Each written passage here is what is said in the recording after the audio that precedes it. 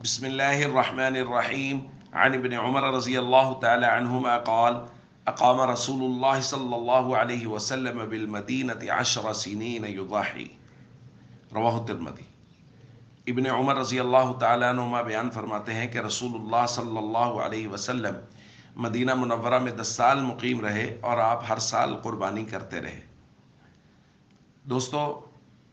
نبی پاک صلی اللہ علیہ وسلم کا بغیر کسی ناغہ کے ہر سال قربانی کرنا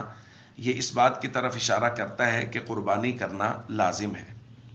اسی طرح ابن عمر رضی اللہ تعالیٰ عنہ سے پوچھا گیا نہ رجلا سأل ابن عمر عن الاضحیۃ اواجبۃ ہی، انہوں نے پوچھا کہ قربانی کرنا واجب ہے؟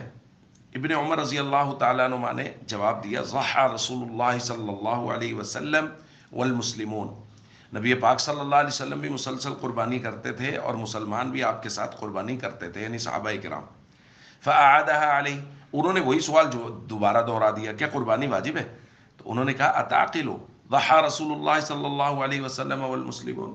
مطلب آپ کو بات سمجھ میں نہیں آ رہی کہ میں آپ کو بتا رہا ہوں کہ حضور بھی مسلسل قربانی کر رہے تھے، حضور کے صحابہ بھی آپ کے ساتھ مسلسل قربانی کر رہے تھے، تو اس کا کیا مطلب سمجھ میں آتا ہے؟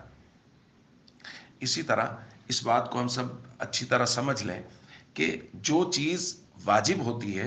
اس کے لیے پوری شرائط ہوتی ہیں، اور اگر شرائط میں سے کوئی شرط رہ جائے تو اس کو دوبارہ سے دہرانا پڑتا ہے، جبکہ سنت میں ایسا معاملہ نہیں ہوتا۔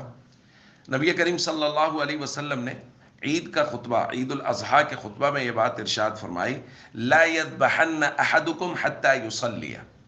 کہ عید کی نماز سے پہلے کوئی بھی اپنی قربانی کا جانور ذبح نہ کرے۔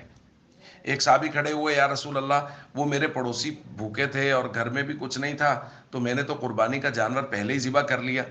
تو حضور علیہ الصلوۃ والسلام نے فرمایا وہ کفایت نہیں کرے گا، دوبارہ ابھی عید پڑھ کے جانا اور دوبارہ جانور ذبح کرنا۔ تو حضور علیہ الصلوۃ والسلام کا یہ کہنا کہ جانور دوبارہ ذبح کرو، تو اس کا مطلب یہ ہے کہ اگر کوئی شرط رہ گئی ہے تو واجب تو ظاہر ہے اس کے لیے ضروری ہے وہ شرائط مکمل ہوں۔ تو شرائط میں سے ایک شرط یہ تھی کہ قربانی کا جانور عید کی نماز کے بعد ذبح ہو، لہٰذا اس کو دوبارہ ذبح کیا جائے۔ تو اس سے ہم سب کو یہ بات سمجھ میں آ رہی ہے کہ قربانی کرنا وہ واجب ہے، اور اس پر قرآن و سنت سے دلائل موجود ہیں، لہذا خوش دلی کے ساتھ، محبت کے ساتھ قربانی کرنی چاہیے۔ اور ظاہر ہے یہ تو کہا ہی نہیں جا رہا کہ جی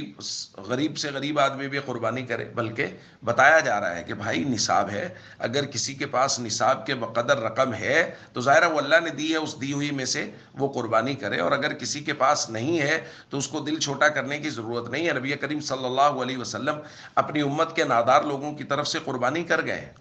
تو اس لیے ہم سب کو چاہیے جن کے پاس وسعت ہے وہ خوش دلی کے ساتھ قربانی کریں۔ السلام علیکم ورحمۃ اللہ وبرکاتہ۔